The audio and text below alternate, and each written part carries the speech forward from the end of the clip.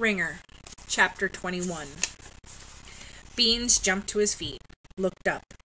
"Where?" Muddo pointed. "There!" He stood. "It's gone." "Which way?" said Beans.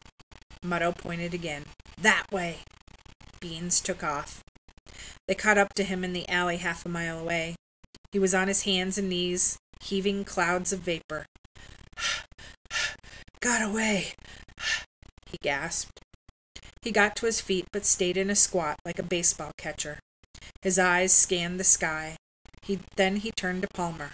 "A pigeon was flying over your house." Everyone was looking at him. "I never saw any pigeon around my house." Palmer forced out a chuckle. "I don't think Muddo knows what he's talking about. It probably wasn't even a pigeon. It was probably just a crow." Muddo stomped. "It was a pigeon!" Palmer shrugged. "Even if it was, so what? It was probably flying south or something. What pigeon would ever want to stop off in this town?" He laughed.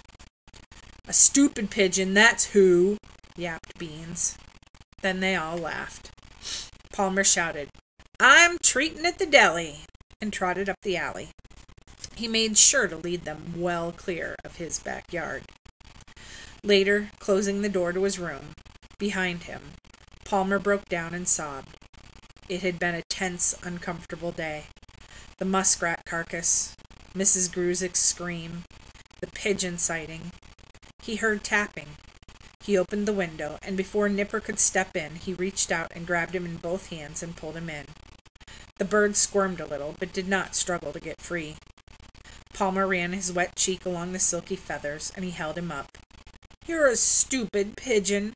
Don't you know nobody around here likes you? Why didn't you pick another place to land?"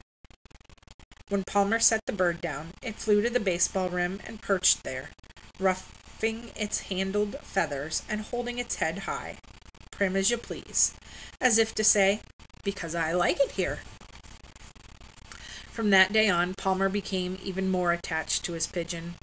Sometimes after school he would sneak out with the crowd, past the guys, and run home a different way to get there before Nipper.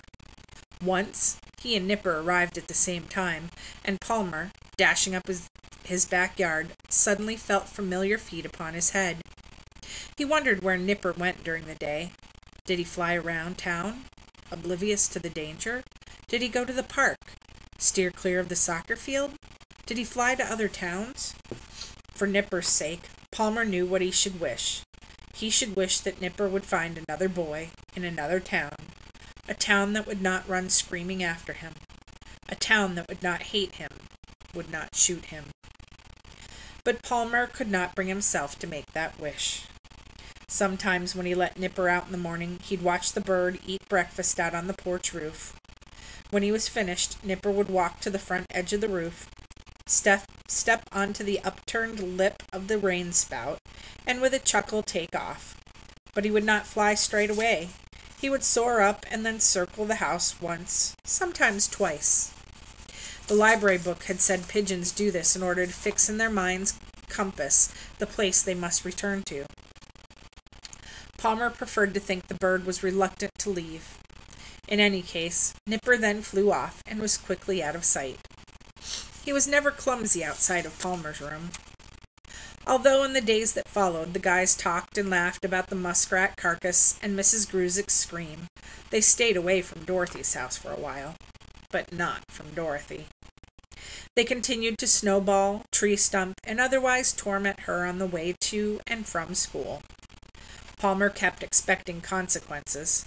He thought maybe her parents would show up at his front door, or the principal would announce that they were all suspended, or Dorothy herself would blow her top.